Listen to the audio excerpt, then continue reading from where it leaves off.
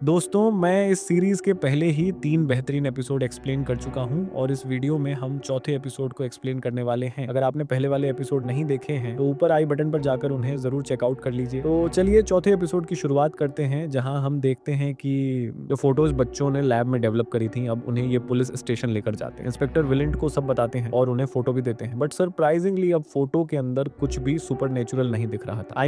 ये regular photo थी जिसमें कब्रिस्तान के कुछ सीन्स थे। बस एक क्लाउन वाली फ़ोटो थी और वो भी इतनी ब्लर्ड थी कि उससे कुछ पता नहीं लगाया जा सकता था। इसी में क्लिंट बच्चों पर भड़कते हैं और उन्हें इन्वेस्टिगेशन में टांग अड़ाने से सख्त मना करते हैं। इवन लिली को जूनियर हिल भिजवाने की बात बोल के डराते हैं। अब क्योंकि कोई भी एडल्ट इन बच्चों की बात नहीं मानता, इसलिए लिली इंग्रिड से इस बारे में बात करने जाती है, क्योंकि इंग्रिड लिली की सारी बातें सुनती थी। इंग्रिड कहती है कि इससे पहले भी 1930 के दौरान डेयरी में कुछ बच्चे एकदम से गायब हुए थे, लेकिन वह समय इकोनॉमिक डिप्रेशन का टाइम था, तो कुछ कहा नहीं जा सकता कि बच्चे क्यों गायब हुए। शायद बच्चे खुद घर से भाग गए होंगे या पेरेंट्स उन्हें बाहर कहीं छोड़ के आ गए होंगे, क्योंकि पेरेंट्स के पास बच्चों को पालने के पैसे नहीं थे। इन शॉर्ट इंग्रिड भी लिली की बात को पूरी तरह तो नहीं मान रही थी। स्टिल वो लिली और उसकी फ्रेंड्स को लेकर सपोर्टिव जरूर थी। दूसरी तरफ शार्लेट के घर रोज को सामान पहुंचवाने आती है। ये वो सामान है जो कि शार्लेट रोज की दुकान से खरीदी थी। यहाँ रोज और शार्लेट आपस में बातें करती हैं और हम समझ पाते हैं कि कैसे शार्लेट पास्ट में हमेशा ब्लैक लोगों की मदद करती आई है। इनफैक्ट रिवॉल्यूशन, मोर्चा, ये सब भी खड़ा करती है। इनफैक्ट शार्लेट मानती है कि थिएटर से बच्चे गायब होने वाले केस में हैंक को भी फंसाया जा रहा है, रियल कल्पिट नहीं है। ये सब सुनकर रोज शार्लेट से कहती है कि अपने करीबी लोगों को पास ही रखो। साथ ही रोज ऑफर करती है कि शार्लेट कभी भी रोज से किसी भी तरह की बातें करने आ सकती है। इसके बाद हम हेलरेन उसके दोस्तों को देखते हैं, जिन्हें एक न्यू प्लेस मिल गई है फॉर हैविंग सम फन। हालांकि यह जगह थोड़ा सा सक्लूडेड है और यहाँ फिलहाल काफी गंदगी है, मतलब काफी समय से जगह यूज नहीं हुआ है, तो डस्ट वगैरह है and spider cobwebs and ओनेल, और इन सबको हेलरेन और उसके फ्रेंड्स मिलकर साफ करना शुरू करते हैं। कमिंग टू स्कूल, वहाँ बच्चों को कार्टून के थ्रू डक एंड कवर समझाया जा रहा था, यानी अगर वॉर हो कि कुछ एक्सप्लोसिव्स गिरता है तो कैसे छुप के बचना है। यहाँ अगेन हम कार्टून में एक टर्टल कैरेक्टर को देखते हैं, जो कि स्लाइड नोट है टू मीट इन। स्कूल के बाद विल घर आता है और उसकी माँ शार्लेट ऑलरेडी विल की डेवलप की गई फोटो देख ली थी। विल से इसके बारे में पूछती है और विल उन्हें सब कुछ बता देता है। अब शार्लेट भी विल की बातों को नहीं ही मान रही थी, रादर वो कहती है कि विल यह सारी बातें अपने पिता को ना बताए। ऐसे में डिनर के टाइम जब लॉयड विल से पूछते हैं कि वह इतना शांत क्यों बैठा है, तो शार्लेट बहाना बना देती है कि विल को स्कूल में एक लड़की पसंद आ गई। शार्लेट लॉयड से यह भी कहती है कि वीकेंड को वो विल के साथ थोड़ा टाइम स्पेंड करें। ऐसे में अगले दिन लॉयड अपने बेटे के साथ फिशिंग जाते हैं और फिशिंग के दौरान बोट खराब हो जाता है, जिसे वह कार से लेने जाते हैं। लॉयड के जाते ही विल को एक फिश दिखती है और अगले ही क्षण कोई तो विल को पानी में खींच लेता है। विल को पानी में अपने ही पिता दिखते हैं, लेकिन वह जल रहे थे। एजे उनका प्लेन क्रैश हुआ। विल चिल्लाना शुरू करता है और उसकी आवाज सुन के लॉयड फौरन आके उसे बचाते हैं। लॉयड को विल के हाथ पर खरोंच के निशान दिखते हैं, व्हिच मींस कि वाकई कोई तो विल पे हमला किया है। साथ ही लॉयड को यहाँ एक रेड बलून भी फ्लोट होता हुआ दिखता है। दूसरी तरफ शार्लेट पुलिस स्टेशन जाकर क्लिंट से मिलती है और वह हैंग वाले केस को लेकर उनसे बात करने लगती है। शार्लेट हैंग के पक्ष में बात कर रही थी और उससे मिलने का प्रस्ताव रखती है, लेकिन क्लिंट तुरंत ही शार्लेट को मना करते हैं, सेइंग कि शार्लेट के पास हैंग से मिलने का कोई अधिकार नहीं है, ना तो वो लॉयर है ना ही हैंग की फैमिली मेंबर। ऐसे में शार्लेट फोन बुक से नंबर निकाल के हैंग की माँ से बात करती है। देन हैंग के घर जाती है। वहाँ वो हैंग की माँ से रिटर्न परमिशन ले लेती है कि वो उसे रिप्रेजेंट कर सकती है या उससे मिल सकती है। साथ ही शार्लेट को यह भी पता लगता है कि थिएटर की घटना वाली रात हैंग थिएटर में तो नहीं था, लेकिन वो घर पे भी नहीं था। अगर बात हेलोवीन की जाए तो वह अपने दोस्तों के साथ नई जगह को क्लीन कर ही लिया था। अभी बाहर उसे एकदम से अपने ग्रैंडमा की विजन आती है, जो कि उसे सतर्क रहने को कह रही थी, और वो कह रही थी कि ढक्कन को टाइटली बंद करके रखना। अब यहाँ कौन से बॉक्स, लिड या ढक्कन की बात हो रही है वो आपको वीडियो में आगे पता चलेगा। और नाउ लीव इट। यहाँ हैरन से मिलने आता है और वो उससे military project on operation preset के बारे में डिटेल में पूछने लगता है। लिरॉय यह सब इसलिए पूछ रहा था क्योंकि वो अपने बेटे विल के साथ कुछ तो सुपरनैचुरल होते फील किया था, यानी कि डेयरी में कुछ तो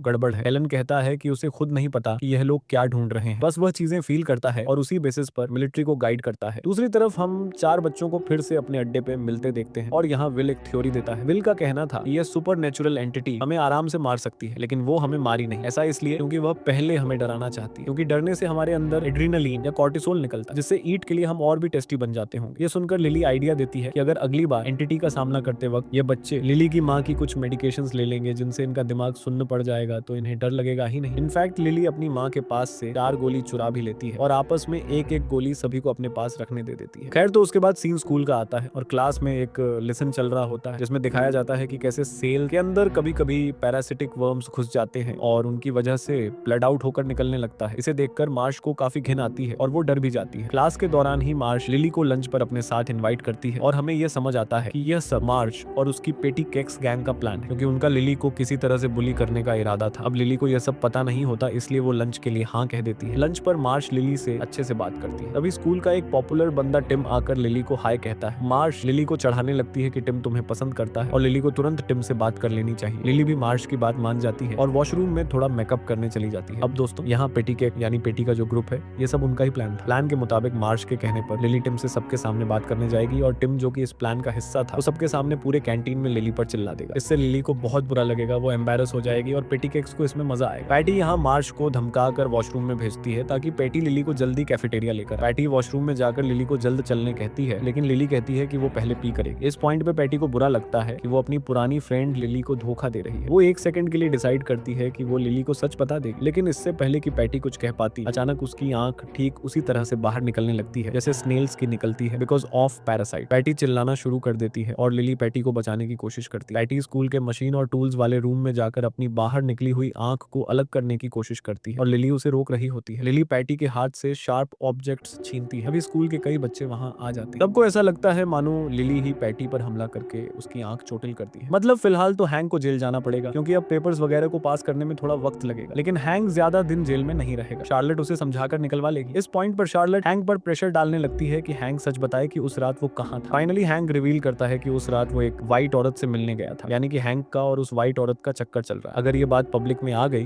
तो उस औरत का पति उसे समाप्त कर ही देगा। डेन हैंक को तो लोग पेड़ पे ही लटका देंगे, इसलिए है ये बात सबसे अब तक छुपा के रखा है और इस बात को छुपा के ही रखना चाहता है। Now if we talk about army, ये लोग उन्हीं जगहों पर छानबीन करते हैं जहां से रोज इन्हें दूर रहने को कहीं तो समझा रहे हो आर्मी का रिवर्स टेक्निक। टिल यहाँ आर्मी के हाथ कुछ नहीं लगता क्योंकि रोज स्मार्ट थी। ऐसे में जनरल एश प्लान्स की वो जानबूझकर पेरीमीटर का द्वार खोल देंगे ताकि बाहर लड़ाई करने वाले नेटिव इंडियंस अंदर आए और फिर ये लोग उन्हें धर दबोचे। फिर उनसे ही इंफॉर्मेशन निकलवाई जाएगी। खैर उस रात लीरॉय अपनी बीवी शर्लेट से बहस करने लगता है, सेइंग कि उसे हैंक वाले मामले में नहीं पड़ना चाहिए क्योंकि ऐसे ही ब्लैक लोगों की जिंदगी कठिन है और शर्लेट की इस पुरानी बगावत वाली आदत के कारण इनका डरी में रहना मुश्किल हो जाएगा। वहीं दूसरे कमरे में विल को नींद नहीं आ रही थी और वह अपने टेलीस्कोप से बाहर देखता है। घर के बाहर उसे एक क्लाउन दिखता है जिससे डर के विल चिल्लाता है। तुरंत ही लॉयड विल के कमरे में आते हैं और विल कहता है कि घर के बाहर कोई उन पर नजर रख रहा है। लॉयड के बाहर जाकर चिल्लाते हैं ताकि जो कोई भी वहां था वह भाग जाए और वह इस सब के लिए कहीं ना कहीं शार्लेट को ब्लेम कर रहे थे, लेकिन तभी उन्हें फिर से एक रेड बलून पेड़ पे अटका दिखता है। इस घटना से लॉयड थोड़े ट्रिगर होते हैं। वह अगले दिन सीधा जनरल एश को कन्फ्रंट करते हैं। सेंडिंग की डेयरी में कुछ तो गड़बड़ है, तो जो कुछ भी ये ऑपरेशन प्रीसेट आप लोग कर रहे हैं उसको लेकर लॉयड को सारी जानकारी चाहिए। स्पेशली उसे ये जानना है कि आखिर ये लोग किसे ढूंढ रहे हैं। इस पॉइंट पे जनरल एश कहते हैं कि आज वो लॉयड को सब बता देंगे। वो लॉयड को एक इंट्रोगेशन रूम में लेके जाते हैं जहां उन्होंने एक नेटिव इंडियन बंदे डेनियल को पकड़ के रखा था। डेनियल मिलिट्री एरिया में ट्रेस पासिंग कर रहा था और अब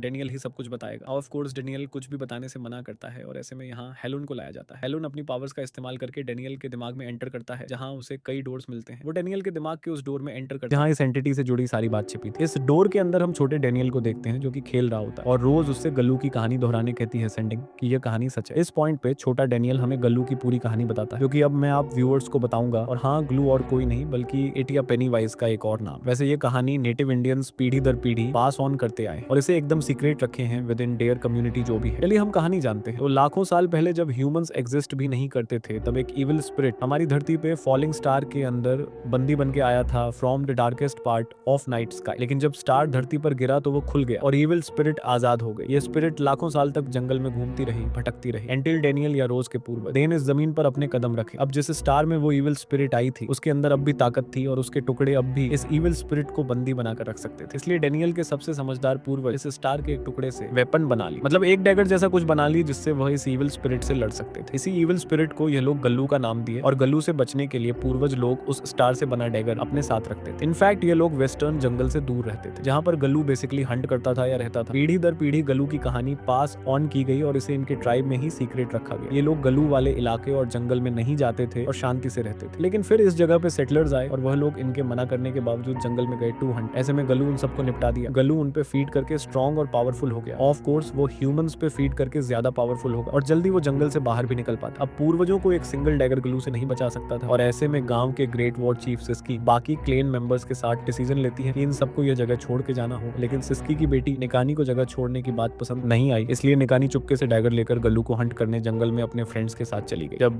सिस्की को पता लगा कि उनकी बेटी जंगल में गई है तो वह कुछ गांव वालों को लेकर जंगल में एंटर करती है। यहाँ ग्लू ट्राइब वालों को एक एक करके हंट करने लगा और अंततः सिर्फ सिस्की बची थी। गल्लू सिस्की का सबसे बड़ा डर बन के उसके सामने आया, यानी कि पादरी जो कि इन गांव वालों का जबरदस्ती कन्वर्जन कर रहे होंगे और गल्लू सिस्की पे इस रूप में हमला किया। इससे पहले गल्लू सिस्की को खाता निकानी के गल्लू पे डैगर से हमला कर दिया। इस हमले से गल्लू भाग तो गया लेकिन तब तक देर हो चुकी थी क्योंकि सिस्की जिंदा नहीं बच बच पाई। स्की के खत्म होने के बाद निकानी वापस जंगल में गई और वह उस जगह तक पहुंच गई जहां पे स्टार गिरा था। वहां निकानी स्टार के कई टुकड़े तोड़ी एंड देन ये लोग वेस्टर्न वुड्स को सर्कल करके घेर लिए और जंगल के पेरीमीटर पे जमीन के अंदर स्टार के टुकड़ों को दफना दिया। इससे एक प्रोटेक्टिव सर्कल बन गया around the jungle on Penney wise I mean गलू अब इस सर्कल वाले एरिया से बाहर नहीं आ सकता था। हम देख पाते हैं कि ये लोग स्टार के टुकड़ों पे कार्विंग के डेन टर्टल के शेल वगैरह में इसे रखे थे before putting inside the land. Again turtle यहाँ एक सिंबल नॉट है टू मदर। इस तरह से गलू एक पर्टिकुलर एरिया में कैद हो गया और यह लोग कभी भी उस एरिया में नहीं जाते थे। नेटिव इंडियंस हमेशा सैक्रिफिशियल रिचुअल करते हैं और इन पिलर्स को गार्ड करते हैं और कुल मिलाकर यहाँ 13 पिलर्स हैं अराउंड द जंगल। अब जिस फॉरेस्ट में ग्लू या पेनीवाइज कैद हुआ था मॉडर्न डे में उसी जगह पर डेरी टाउन बसा है दोस्तों। इसलिए पेनीवाइज सिर्फ डेरी टाउन में ही अपना दहशत फैलाता है और इस टाउन से बाहर नहीं निकल पाता। अब दोस्तों डनियल की यह सारी कहानी हेल्रिन सुन रहा था और वो डनियल से इन 13 टुकड़ों की या इन पिलर्स की लोकेशन भी पूछ लेता। इसके बाद हेल्रिन डनियल के दिमाग से निकलता है और हम देखते हैं कि डनियल काइंड ऑफ चॉक कर रहा था। आई मीन उसकी हालत ठीक नहीं थी। डनियल को तुरंत डॉक्टर के पास ले जाया जाता है और हेल्रिन जनरल शाह से कहता है कि उसे सारी इंफॉर्मेशन मिल गई, हमें खुदाई कहां से शुरू करनी है। अब यहाँ पर दोस्तों चौथा एपिसोड खत्म हो जाता है। 5वां एपिसोड मैं अपनी अगली वीडियो में एक्सप्लेन करूंगा, तो प्लीज मेरे चैनल को सब्सक्राइब करना ना भूलें। आपका दिन शुभ हो, मिलते हैं अगली वीडियो में।